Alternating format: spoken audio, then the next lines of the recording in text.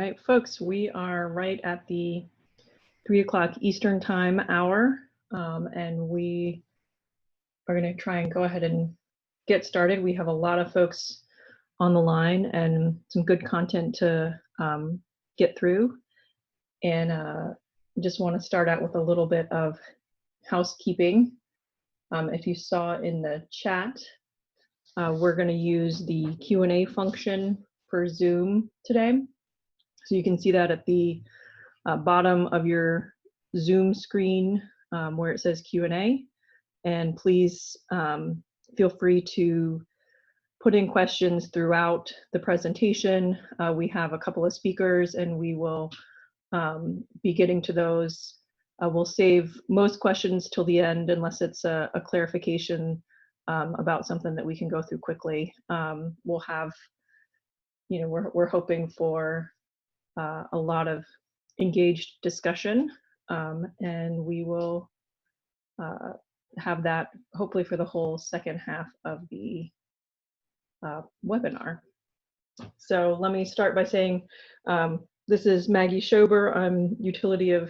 I'm Director of Utility Reform at the Southern Alliance for Clean Energy. This is a report that was put together by us at SACE, as well as in collaboration with folks at Energy Innovation. So here's a little bit about each of our organizations. Energy Innovation is a nonpartisan energy and environmental policy firm. They're based in San Francisco, and they do really high quality research and original analysis, and are a good voice on a lot of these topics. Southern Alliance for Clean Energy, we are a regional organization. We promote responsible energy choices to ensure clean, safe, and healthy communities throughout the Southeast region. And we had 4 authors collaborate on this report with some great backgrounds. To start, John Wilson is a former employee of SACE. Now he is the research director for Resource Insight, which is a nationally recognized consulting firm, and they specialize in regulation for both electric and gas utilities. Ron Lair consults clients on energy regulation and business matters. He's currently working on topics related to utility financial transition from fossil to clean energy, increasing use of clean energy in electric systems, and regional market development for the Western interconnection, new utility business models, and regulatory reforms. So he's worked previously for private firms, nonprofits, laboratories, and foundations, and he's also a former commissioner and chairman of the Colorado Public Utilities Commission. Mark Detsky is an attorney at the Dietze and Davis law firm in Boulder, Colorado, where he represents Independent Power Producer Trade Organization in Colorado Electric Resource Planning.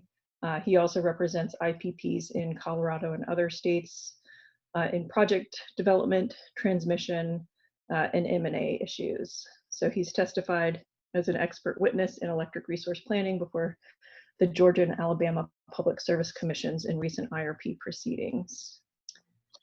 And Mike O'Boyle is the Director of Electricity Policy for Energy Innovation, where he directs the Power Sector Transformation Program that sets to uncover policy and technology solutions for a clean, reliable, and affordable U.S. electricity system. So he's worked with stakeholders from a variety of states, including California, New York, Oregon, Hawaii, and Minnesota, to help improve the link between public policy goals and the motivations of electric utilities.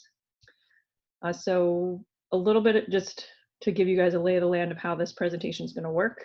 Ron and John are going to go through the method and best practices from the report. We also have Mark on the line to bring the developer perspective and help answer questions at the end of the presentation. I'll remind folks that are just joining in, if you do have a question, please use the Q&A box on the Zoom platform. And also that if you have a question for a specific presenter, please put in there who you would like to respond to your question. All right, so I'm gonna let us get started and turn it on over to Ron. Over to you, Ron. Thank you. Good afternoon, everybody, and thanks for joining this. We want to go quickly through these presentations, have lots of time to discuss and answer questions and so on. So think about what you'd like to know in addition to what we say. Why is this important? Why should anybody care about this right now? Well, fundamental economics have shifted. We found clearly here in Colorado that new wind and solar projects are cheaper than running old coal plants or adding any new gas. And so when fundamental economics shift, that's tectonic in the power sector. We think that the added efficiency from making that move from old out of the money stuff to new stuff that's more productive can help us recover from today's virus-induced economic problems. And we think that basically there's a theme that we'll develop during the presentation that this is a risk management exercise. If you can reduce the risks in adding new equipment to the power sector, everyone should be better off. So by pulling up issues into the planning process and getting them resolved so that you can have an efficient procurement, you get the least cost results. So let's go on.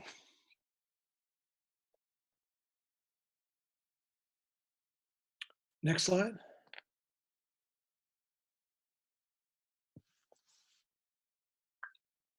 I'm seeing this stuck on slide 4.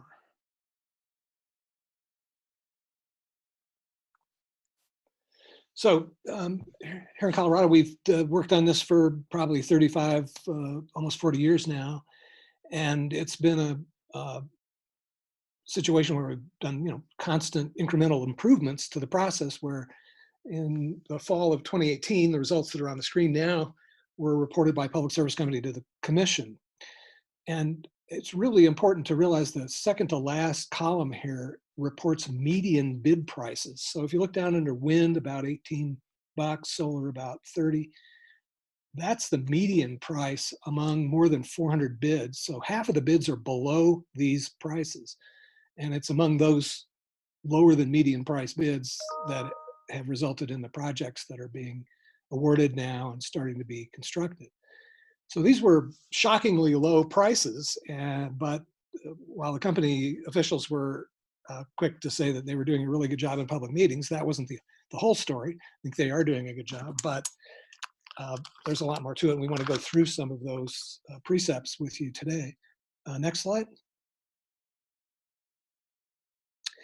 This is not limited to Public Service Company or Colorado.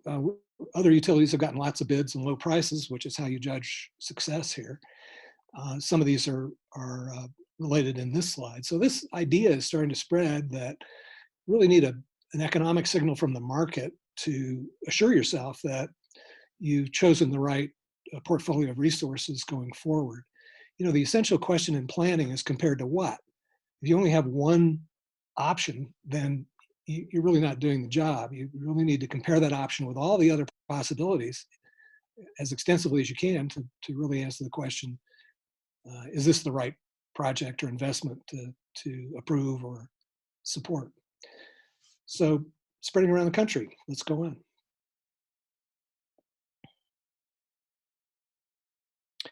Our focus in this study work is vertically integrated utilities. It's about half the utility sector outside of wholesale markets, plus the vertically integrated operations within MISO and SPP.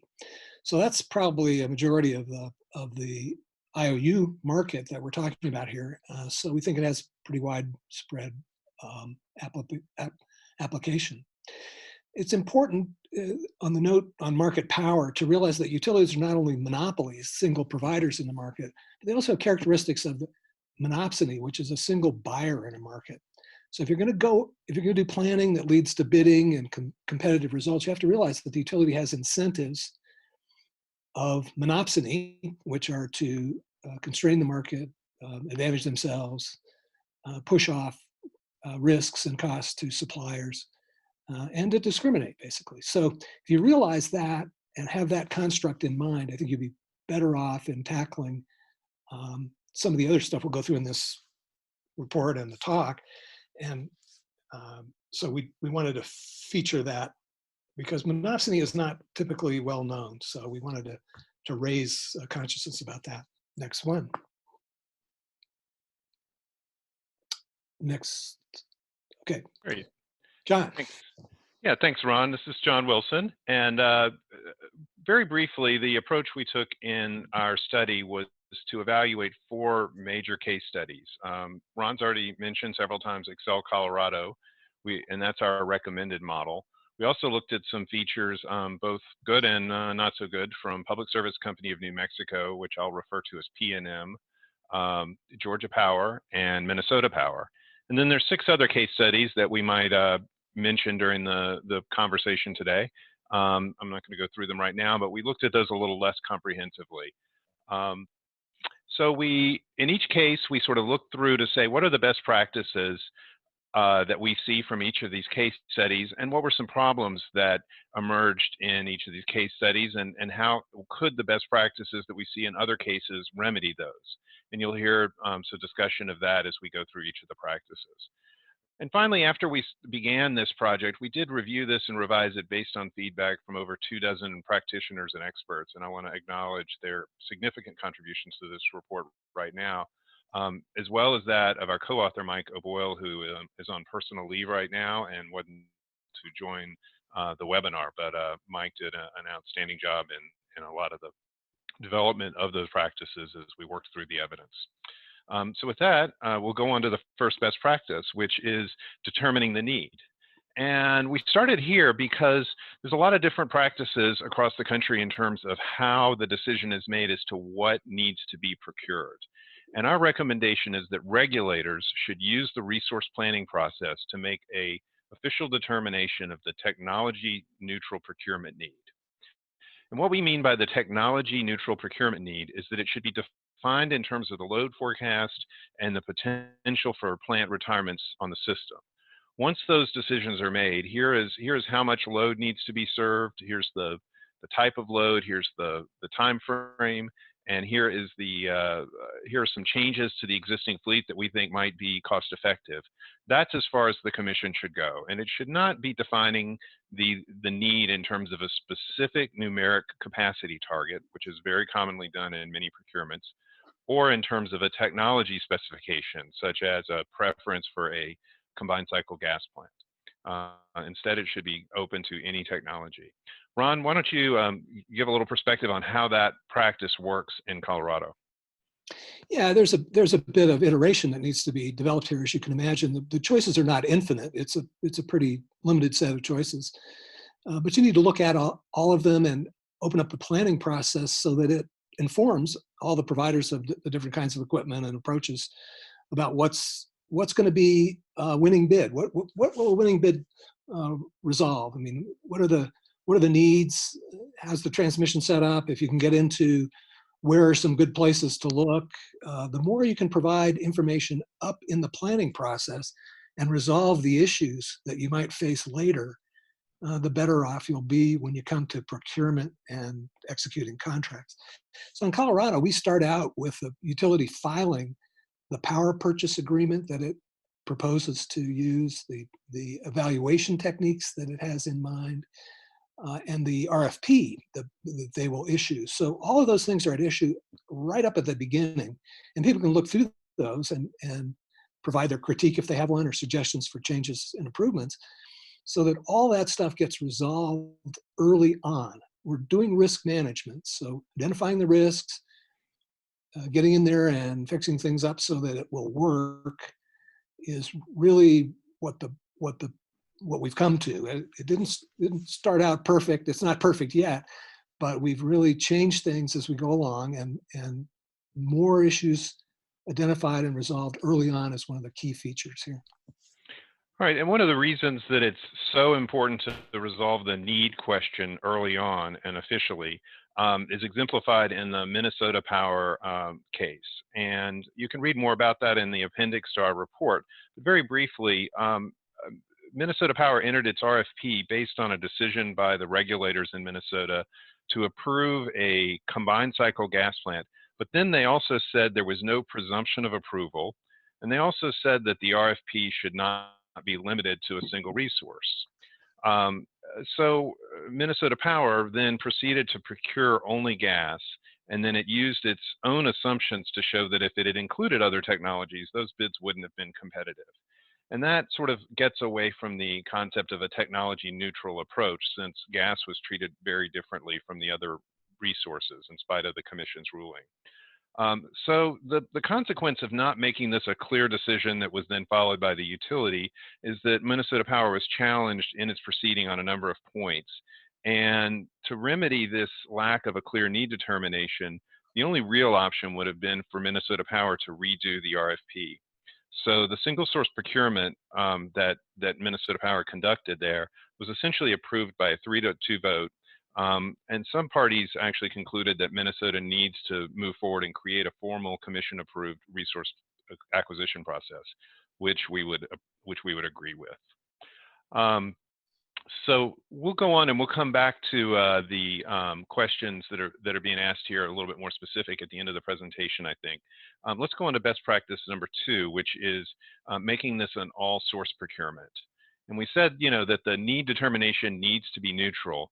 But by making this an all-source procurement, what we mean is that it's a competitive all-source bidding process which has robust bid evaluation where all the sources are competing against each other and not against sort of within resource categories.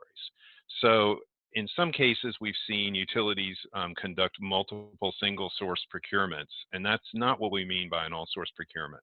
What we mean is one that's open to all technologies, and one where the model selects the mix of capacity and energy to meet the utility's need. Ron, you want to talk a little bit about how Colorado's commission looks to the model to help generate the kind of decision that we saw earlier in the presentation? Yeah, a couple of things. One is that you can think about bidding in demand side as well as supply side resources. Colorado, we tried that and it didn't work so well. The markets are different, the responses are different, the evaluations somewhat different. So there's a separate track that defines the demand side requirements, and that's fed into the consideration of need. You can also think about this, that you're going out to bid and prices are dropping like a rock for wind and solar. So over a couple of years, when you're fussing over this planning, prices are going to change. It's going to be dynamic. So when you think about need, you might think, oh, it's 400 megawatts or something. And when the bids come back, they're so attractive that 600 looks better. So there's some iteration here between these concepts, and you want to stay flexible, have enough definition so that bidders are confident you get lots of bids and low prices. That's the outcome you want. Great, thanks. So, in addition to Excel Colorado, our report also discusses 3 other all-source procurements that received a large number of bids and evaluated them by constructing optimal portfolios in a system planning model. Those 3 utilities are PNM, El Paso Electric, and NIPSCO, which is in northern Indiana. And Georgia regulators, on the other hand, approved what we refer to as a comprehensive single-source procurement. So each of these have case studies that are discussed in the appendix to our report. So thinking about Georgia's approach with this comprehensive single-source procurement, the Georgia Commission did specifically authorize the needs for the gas plant and the renewable resources in an IRP proceeding. But their decision to procure each resource in a separate procurement means that the regulators are substituting their administrative judgment for that of the market. And that's the kind of difference here that we are recommending, is that the market is the one that should be making that should be driving the allocation of resources, not administrative decisions. So let's move on to best practice number 3, the advanced review. And in this case, we're looking at how regulators should make sure that the bid evaluation and the approval process is based on decisions that are made up front before the process kicks off. So this is an advanced review and approval of the procurement assumptions and terms. And this is really important because a lot of RFP processes currently provide for review after the RFP is complete. So the utility will make decisions about certain assumptions about how the resources perform. It will set up its own bid evaluation process, and it may also have certain contract terms or conditions that are not reviewed with the regulator in advance. And so it brings all this to the commission, and the commission is then put in a position where it has to make an up or down decision using contested methods. And Ron, I think this is something that you feel very strongly about, that the Colorado Commission has helped avoid, is sort of this um, challenge at the end of the process to a lot of the assumptions and steps along the way. Yeah, I mean, if you think about it, the idea that everything's going to build up, and then if you don't like the way it came out, you can litigate to your heart's content. That's not efficient. What you want to do is piece this up so that the assumptions, everything that you need to run an effective procurement process, is decided and concluded, and people are pretty much satisfied with that, so that the procurement can run out timely and produce lots of bids along low prices. This is the essential risk management feature, I think, that we've come to in Colorado, and it's been aided by the notion that when the commission approves the plan after this phase one, there's a pretty good description of Colorado's process in the appendices to this report.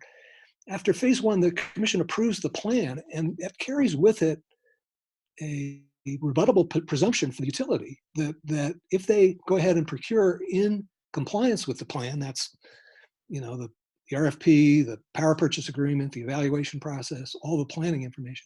If they go ahead and procure in compliance with that, they bear a rebuttable presumption that has to be overcome with evidence that they've done something imprudent in the execution of that plan. A lot of places don't do this. They acknowledge a plan, or they ignore it, or there's nothing really that happens about the plan that carries anything in it that makes it important for the utility. So the utility can go ahead and ignore it without too much sanction. Here, there's something at stake, which is that rebuttable presumption. So it's important people take it seriously, and we've had good results. Great, thanks, Ron. So another good example from our case studies is P&M and how it handled this. And P&M conducted an all-source procurement, but the regulator didn't review really any of the key assumptions in advance. And the issues that can emerge from that can be both technical issues, or they can even be policy decisions. So an example of a technical issue from the P&M case is that some parties felt that P&M had underestimated the amount of imported power it could rely on for reliability purposes, and that decision biased the model towards the need for a gas plant as opposed to other technologies. Another kind of issue that can come up is a policy issue, and there's actually current litigation going on this one, which is just how much of the power procured to replace a coal plant in P&M's system needed to be sited in the same area as the coal plant, and this was based on some state legislation. So in either case, if the regulator finds that the utility made the wrong choice, it might have to force a redo of the RFP and the procurement. And so this places a lot of pressure on the regulator to potentially approve a defective process. And that's a real key reason why getting these kind of decisions vetted and approved up front is much better, as Ron explained. Mark Detsky, as an attorney who's participated in the Excel Colorado procurement, you've also testified in 2 other states on procurement issues. Maybe you could speak to your experience, and maybe you could kind of help people with why you would advise regulators to undertake a thorough and advanced review of methods and assumptions rather than waiting until the procurement is complete. Sure. Thanks, John. This is Mark Detsky calling in. And the market will respond to the RFP when it will respond better when it has a clearer picture of what the utility is looking for and what it needs. And when you get an RFP in advance of these decisions being made by a regulator, the market doesn't have that insight.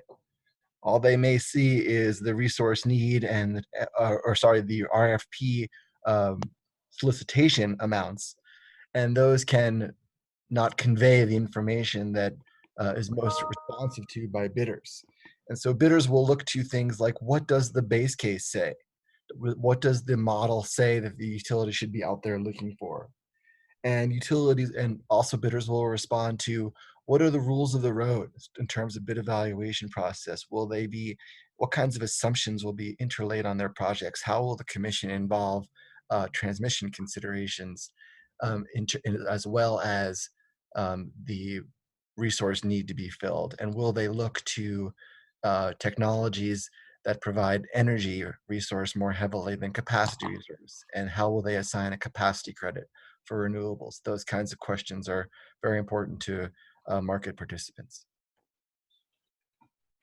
Great. Thanks, Mark. Really appreciate that. Next, we're going to turn to our fourth best practice. And this practice and the one after it are actually not really new practices. These are practices that have been around for a decade or maybe much longer, and have been recommended by NARUC, the National Organization of Utility Commissioners, to the states. And many states do practice them. But our point here is that these two are such important processes and actually require refreshed and renewed attention because of the complexity of resources and different ownership models that may be participating in these new proceedings compared to prior single source procurements that have happened. And so we're saying that we just want regulators to go back and take a fresh look and renew the procedures to ensure that utility ownership is not at odds with competitive bidding. Regulators often allow utilities to participate in their own RFPs. And often we also see utilities, after the procurement is done, that they may buy out the winning bids. They may take ownership themselves, either directly or through an affiliated, unregulated company. So most resource procurement practices have a utility code of conduct or an independent evaluator requirement, different kinds of processes to address this. And these are things that just need to be sort of renewed and refreshed. Ron, you want to talk a little bit about what you've seen with utility ownership questions in Colorado? Yeah, it's been pretty clear through the history of the development of this process that the utility believes it should own 100% of the market. They've testified to that repeatedly, particularly in front of the legislature. And they've complained bitterly when they have to sign particularly in the early days, when they had to sign a power purchase agreement because it looked like debt to a couple of the rating agencies. So, they've got a claim based on their monopoly status, and they want to put that forward. The right answer is that we should allow them to own part of the result, but not all of it. You want to maintain competition because you want the utilities pencil to get sharper along with all the competitors' pencils to get lots of bids and low prices. Now, to do that is a tricky bit. You got to realize what the utilities' incentives are under rate-based rate of return regulation when they get an equity return on investment. So they want to invest. And I think it's important also to emphasize that there are lots of ownership options to be explored. Partial ownership, ownership later, buy out the project, build and construct and let the utility own. So all of those need to be explored as options. And we've seen a lot of bids come in the same project with multiple ownership options. So it's a good practice, I think, to allow the utility to exercise its incentive to own things and turn that to the good so that they're competing with other providers to get the best deals. Great, thanks, Ron. Very briefly, one example of a case study that we looked at where the utility ownership was not handled as well is in Florida. And this was not one of our major case studies, but we looked at the history of this, of utility procurements in Florida, and they really demonstrate that there are very few outside bids attracted. And in fact, the only independent bidder that has won a Florida procurement in the past 10 or 20 years had to contest the self-build decision by the utility at considerable expense. In fact, it's often the case that no qualified bids are submitted to Florida utilities, so the utilities are bidding against no one in their own procurement. So while most of the cases that we examined demonstrated that the regulator was taking meaningful steps to ensure that the utilities don't have unfair advantage over other bidders, Florida shows that this can't be taken for granted. Let's move on to best practice number 5, which is fairness. And for this This is also one, as I mentioned, that's a practice by a lot of utilities, but we would like regulators to revisit these rules for fairness, objectivity, and efficiency. Very briefly, things like the engagement of the stakeholders, contract terms being pre-approved, stakeholders having some opportunity to challenge assumptions and methods to ensure objectivity. One of the critiques we heard is that bid participants sometimes feel reluctant to issue those challenges directly because they feel like it might bias the utility against their bid. And the challenge here is that utilities with leverage can pressure regulators to make what's often called in utility speak a constructive decision to approve the utility's preferred outcome when things haven't been run with full fairness, objectivity, and efficiency. Ron, real briefly, let's go through this from the Colorado perspective. How do you all make sure that everything's done fairly, objectively, and efficiently? Well, we apply the best of administrative due process to this whole thing. But I think the theme we've developed is you want to move the action up in the planning process and get those issues resolved while they're still nascent, rather than impacting somebody's money. There's a way to measure the outcome here, and that's, do you see a lot of post-decision litigation and complaints and unfair and assertions of unfairness? I think the independent evaluator plays well here, and it's a tricky bit to handle confidentiality claims. I think there's a real tendency for utilities and bidders to throw a big blanket of confidentiality across everything, much of which is not commercially sensitive or really justifying broad-based confidentiality. So insofar as you can pare down those confidentiality claims and make things more public, I think you get more results that look like fairness at the end. And certainly after the bidding process is over and all the dust is settled, there's no reason to keep these data and other things confidential, because time has passed and things have moved on and prices have changed and so on. So putting a deadline on confidentiality and opening things up later for scrutiny is another way to increase the perception of fairness here. The other thing I think that we've done well in Colorado is that every time we've done a round of planning and bidding taken together as we've described here, the commission has revised its rules. This has never been perfect. It's not perfect now. They've just done a big rule revision here in Colorado. And I think that's a good best practice lead toward fairness. Yeah, we understand that there were kinks, there were problems. People didn't, get this part or understand that part or didn't agree. So we're going to change the rule to make it better. And I think that's a way to increase the perception of fairness as well. So relentlessly self-critique and try to improve. I think that's a good practice. Thanks, Ron. Yeah, I think Colorado's willingness to sort of re-engage its rules repeatedly is a refreshing approach. A lot of states' commissions seem to be very reluctant to open up their rules and consider changes, maybe just due to the workload burden, but it's still unfortunate.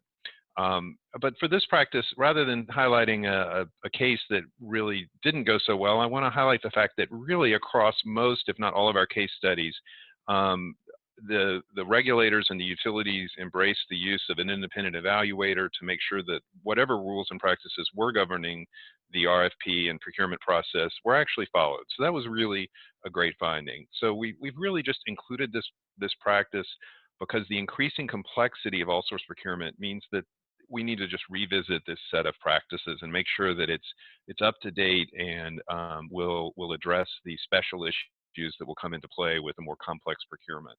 And there's things that then can better engage both the stakeholders and the developers. And to speak to that, Mark Detsky, can you please kind of speak up a little bit about your experience representing developers and how these fairness and other related issues kick in? Yes, I could point to two different cases, John. It has to do with where bidders can see their perception of the market as set forth in the RFP versus what the utility has sort of carved out for itself. And for example, in the recent Alabama Power IRP process, there was about a need of about 2,000 megawatts, and Alabama Power produced proposals showing that it would self-build nearly half of that generation that was required. That's compared to the Colorado ERP, where the utility specifically said that it would not self-build, and that any ownership it would attract would be through a build transfer RFP process. And that played out in the bidding, where you saw Alabama Power bid about 5,000 megawatts that were bid for the 2,000 megawatt need, versus in Colorado, where for about the 1,100 megawatt need, Excel received about 58,000 megawatts of bids. So the market will respond when they perceive a level playing field. Great, thank you, Mark and John and Ron. And I think that we will now turn to questions. I'm going to leave this slide up. You guys can see some contact information for the authors in case you want to follow up with them. But we've had a number of questions come in through the Q&A option, and I will be going through those. But if you have questions still, there's still time to get them in, and keep those coming. So first, I'm going to start with a question from Fred Morse saying the needs are often more than load forecast and retirement, such as flexibility, dispatchability, carbon-free, night generation, ramp rates, etc. So how are those introduced or included in this process? Yeah, this is Ron Lair. Hi, Fred. I think these are cutting edge issues. You know, it's a different grid than it used to be with the advent of renewable energy penetrating at higher scale.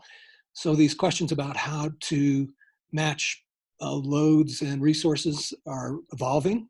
You've noted some of the categories where the evolution is starting to be apparent, and I want to answer this by saying we should do it in the same way we do least cost of energy. I mean, I think least cost of energy or lowest cost of energy, marginal cost of energy is important because these ancillary and other services are likely to be less of an economic factor in the decision than what the energy costs. All the study work that was done mostly futilely on integration costs for wind shows us that these costs are a fraction of what the marginal cost of energy might be from a wind plant. So these are important emerging issues, but I think they need to be kept in perspective, one, and two, we need to explore them. They're new things. We don't know enough about how the grid will run under 100% renewable energy longer term, 10 or 20 years out. But that's being explored. We're learning a lot about it. There are very interesting and exciting proposals for how markets will change and how markets can identify these new needs and start to quantify them and pay for them in an appropriate way. But it's cutting edge stuff. It's what we need to be about right now. And I think as we do that, we'll solve these problems, and these values will start to be reflected in the bid results. Thanks, Ron. John or Mark, you guys want to add to that, or? Oh, I think that was a great answer. Why don't we pick up some more questions, make sure we get to them all. All right. So here's an interesting one from Brendan Pierpont. I hope I'm pronouncing these names correctly. Can you clarify the linkage between the IRP planning process and all source RFPs? So NIPSCO and Glendale use RFP responses as inputs to their planning to yield a preferred portfolio versus other states that have run all source RFPs after a system energy capacity need has been identified in an RFP. So what do you guys think is the best way to sequence this process? And are you aware of examples where an all source RFP was used to evaluate new procurement versus the utilities portfolio of existing resources? Yeah, sure. This is John. I'll be happy to take that one. So we really did think a lot about this sequencing question. And the sequence that we have recommended is that the commission should identify the need in a planning process up front before the utility proceeds with the RFP. And that's because the RFP has embedded in it a number of assumptions and bid evaluation practices that really will determine the result of that and will sort of drive that outcome. It's probably possible to do it the way that NIPSCO and Glendale have. In fact, you know, the NIPSCO outcome was a decent outcome. So it's not that such a approach can't be done reasonably well, but we do think the need determination up front, and also having advanced review of all the terms, means that you avoid the potential for the utilities' internal preferences to be contested at the end. So that's kind of the basic reason for that sequencing. Now, ideally, once you've done this once or twice, you've got a lot of market information that is then being fed back into your resource planning model, so that instead of sort of relying on 2 or 3 national studies to inform your resource planning model and your planning process, now you've got real market data to help set up that need. And so you begin to be able to define that need in a much more sophisticated way. And that's going to help out really with some of the implications of Fred's question earlier, because you'll be able to hone in on some of those more challenging and granular needs that the utility has in terms of system performance. Hopefully that's a good answer for your question, Brendan Pierpont. And this is Mark. If I could jump in on that, John, I just want to add that besides the need determination, if you sequence it as we recommend, you're also setting up what the bid evaluation process will look like. So bidders will not only know the need, but they will also know the assumptions that are being put into the model that will characterize either certain technologies or where we will prioritize cost adders, like for integration costs and things like that, that if we have the chance to look at those in advance to come to on, that there's less of a chance that people will have problems with the analysis on the backside. Yeah, and I'm not sure we answered the second part of Brendan's question about the, you know, can you evaluate retirements? So in several of the cases we looked at, the commission presumed that a power plant would be retired, but didn't actually say that the plant had to be retired.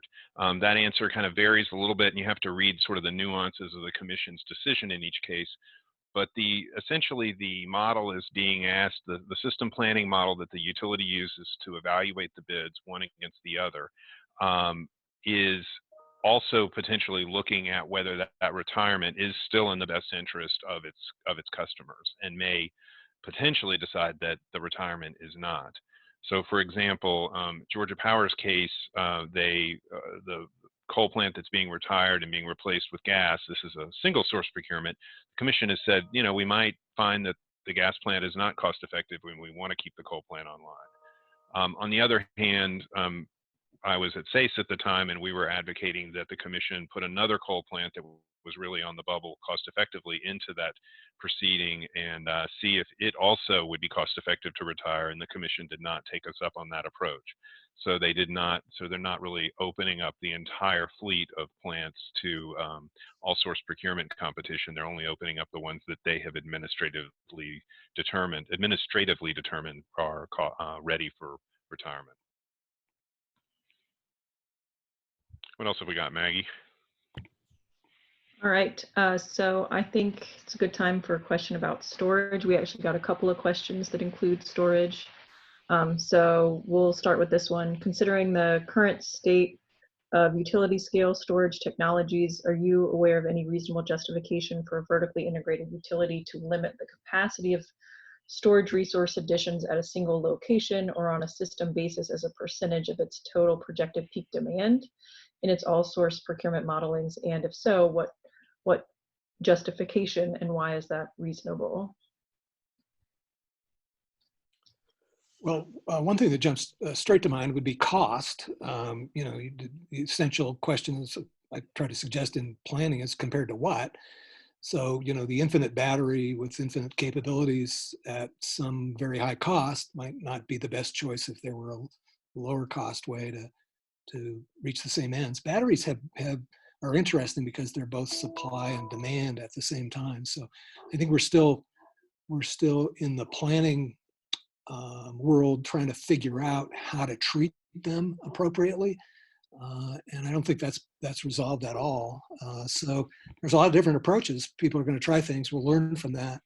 We'll have better answers later. But it's a new technology, and we'll need to suffer through a lot of planning experiments, I think, to get closer to the right answer. Great. All right. And kind of along those lines, RFPs for power purchases have traditionally been designed to reveal the lowest bids on an LCOE, levelized cost of energy basis. So the question is, how can we design RFPs to place greater value on flexibility, storage, and ancillary services? Well, this is John. I think this is similar to the question that Ron answered earlier, but I think it's not so much in the design of the RFP as it is in the design of the bid evaluation, if that distinction makes sense. I think utilities know how to get the information, and generally bidders submit the information that is needed to submit that is needed to evaluate these things. But if the utility just simply says, all right, we're going to evaluate all the bids based on a levelized cost of energy, which is something we don't recommend, then you're going to end up kind of missing these points. But if you have a sophisticated system planning model that can handle these questions about flexibility and storage and ancillary services in a smart way, then you'll be able to make a better choice among the resources that are submitted. And that's really the key point. And you know, I think one of the lessons or the messages that we heard from a lot of people that we spoke to as we worked through this report was that the system planning models are still not quite up to handling these issues in as much detail as a lot of people would like, but they are making progress and they're able to make still pretty good choices on a lot of these points.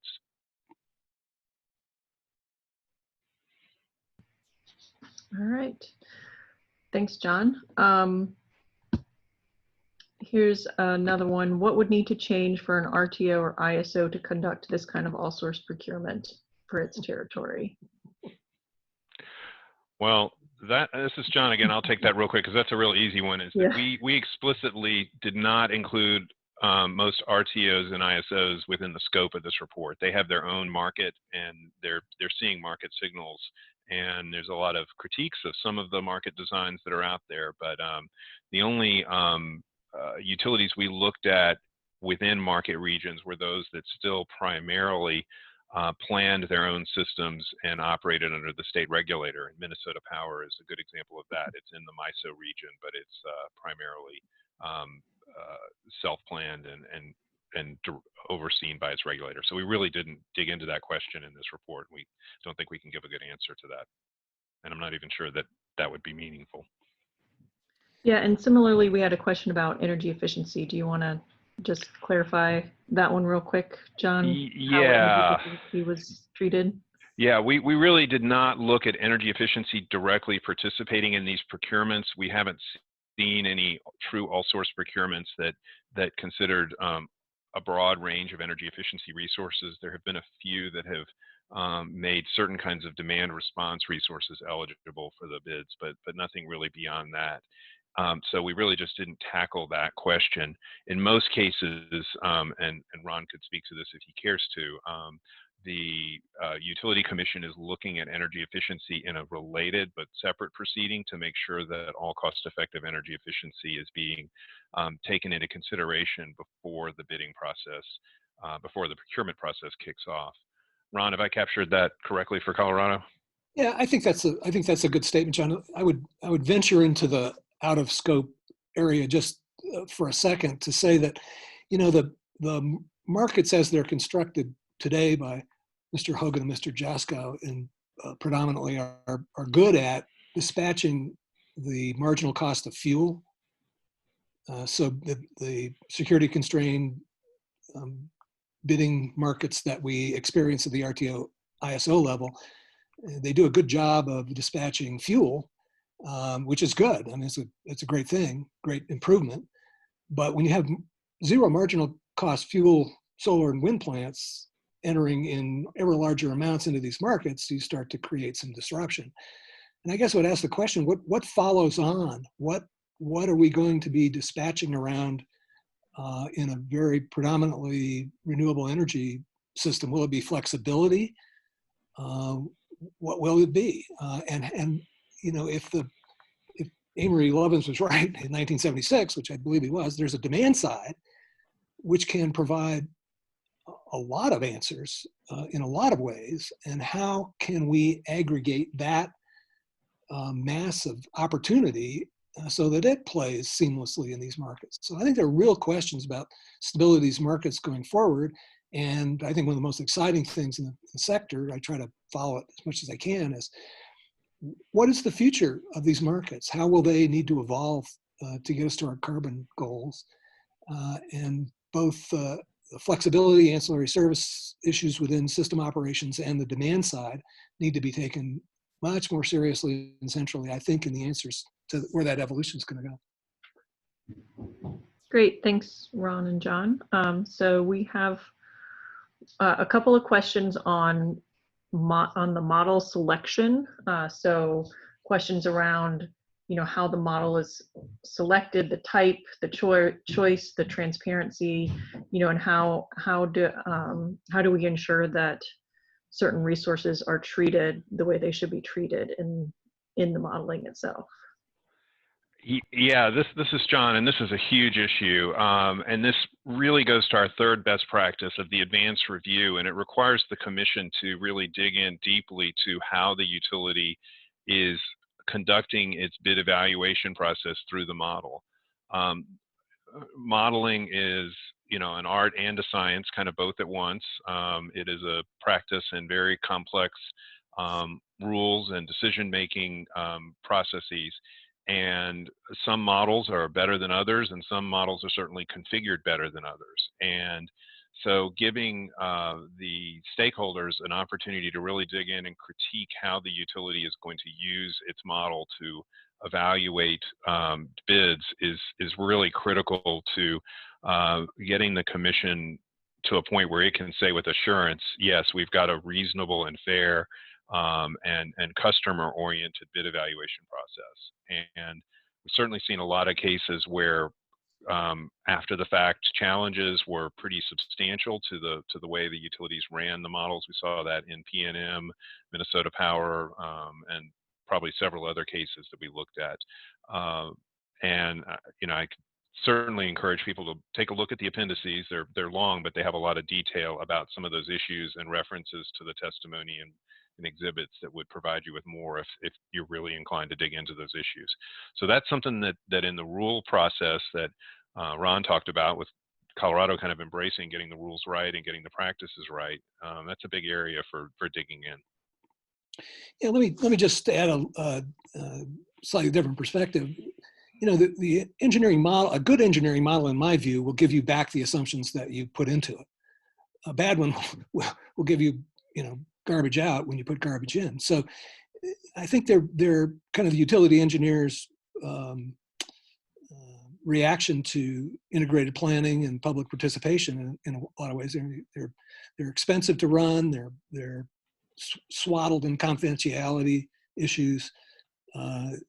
They're unbelievably complicated to understand and deal with. And I would say a word in favor of a good corporate financial model and access to publicly available financial information, which is filed accurately, because not to do so is a crime at the SEC and will really bother your investors if you start cheating.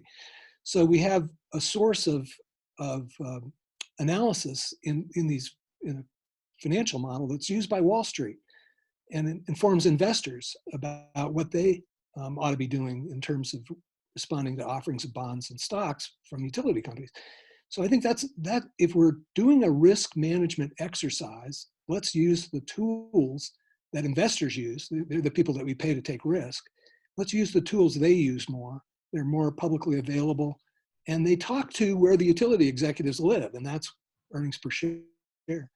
So I think there's more room to investigate how we can use financial models to obtain some of the information that's buried in these complex engineering models.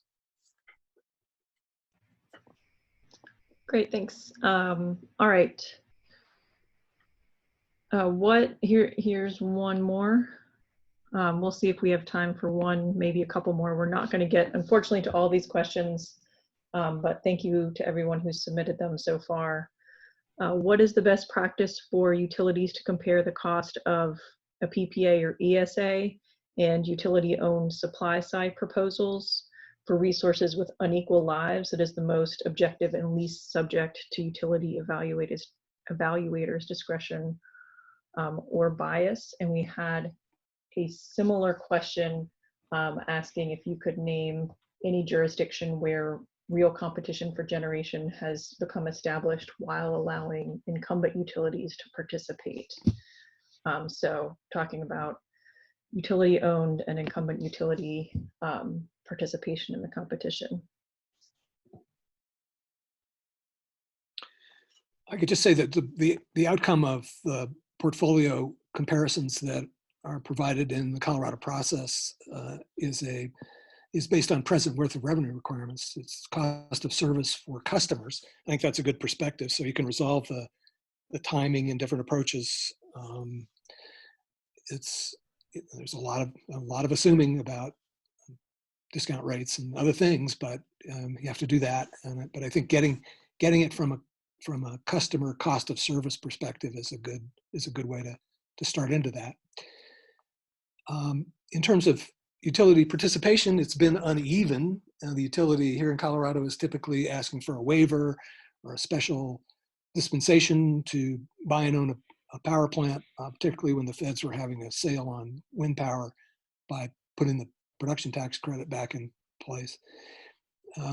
But we've been able to bump along and accommodate some utility ownership along with a lot of competitive results here in Colorado. Is it perfect? No. The utility is always claiming it should own more. They complained bitterly after the last round that they only own 27.6%, I think it was, of the total result. But it's the way it came out, and we'll try to do better the next time. But the right answer isn't the utility owns 100%. This is John Wilson. I'll just comment that what I hear from solar developers in Georgia is that they feel like Georgia Power runs a pretty fair renewable energy RFP. I've not really heard critiques about the gas side RFP. So there's a number of utilities that have shown that they can participate in the RFP process and still not kind of take it over, so to speak. And I was going to add something else there, but I've lost my train of thought, so I'll just turn it back to you, Maggie. Sure. Since we're coming close to the hour, I'm just going to remind folks that we have this report. It's on SACE's website as well as Energy Innovation's website, available for download. We are also recording this webinar. We'll send out the link to both the recording and the PowerPoint deck that we've used for today's presentation to everyone that registered, so that you guys can have those resources and refer back to them. Let's see if we can fit in one more question. All right. So how do you think about the timing of resource needs when the utility is identifying the need, especially as it relates to potential scenarios such as in the Southeast, where early coal retirements could result in new gas capturing substantial portions of any near-term RFP, but a storage plus renewable option could have prevailed if that need, were identified even just a few years later. Is that something you guys have seen? This is Mark. I could weigh in just from the recent Alabama Power experience where the gas did capture the RFP bulk of capacity, but it was nowhere near the cheapest resource. That was the solar and storage resource. So the timing of the need, I think is less clear whether or not that would advantage one resource over another, because, for example, near term renewables still have the ITC PTC available in the near term. So I think there's a lot of advantage to having renewables come online sooner rather than later.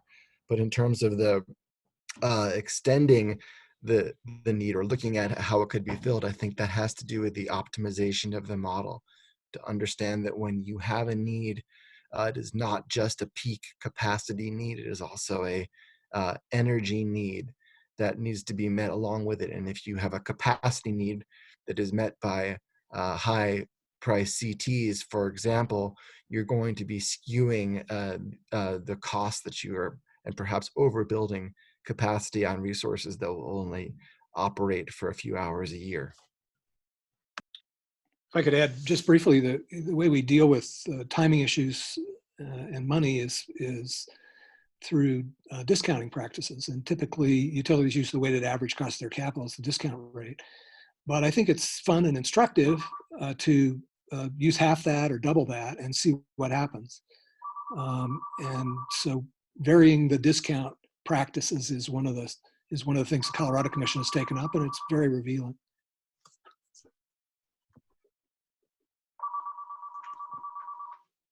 All right, thanks. If folks can hang on, for we have one more interesting one. Well, we have a bunch of interesting questions, but we have one more I think I want to get to, and then we'll close it out. So with regard to the proper valuation of capacity value, are you seeing any priority given to resources that have uncorrelated variability from the existing generation stack? So I take that to mean resources that are not already prevalent in the existing stack. Well, this is John. Since I did a lot of the work on the case studies, I'll take a crack at that and say that was not something that we saw pop out across most of the case studies. For example, in Georgia, there's an increasing penetration of solar, and the commission really did not give any particular attention to sort of how to potentially attract wind in, which would be sort of uncorrelated with a lot of the existing generation. Many of the other utilities already, like Colorado and PNM, were sort of already looking at a mix of solar and wind, and you saw more of that coming in their solicitation, so that was good. Maybe NIPSCO would be the best example of that. I'm not quite able to bring to mind exactly the before and after in their resource mix, so that might have been one example where you did see that coming through. But again, that's going to be, in an ideal all-source procurement, that's going to be driven by the model sort of identifying that need through the best way to cost-effectively organize the system, as opposed to the utility sort of saying, "Hey, here's how we want to, here's what we want to obtain," and directing that. So it's better if the model is sort of a fair arbiter of that balance.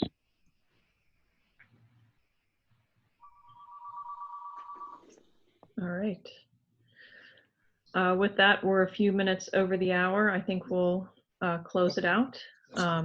Thank you everyone for joining, and thank you to our presenters for some great discussion today, and look for an email with the recording and the PowerPoint, and we will look forward to seeing you on a future webinar. Take care, everybody.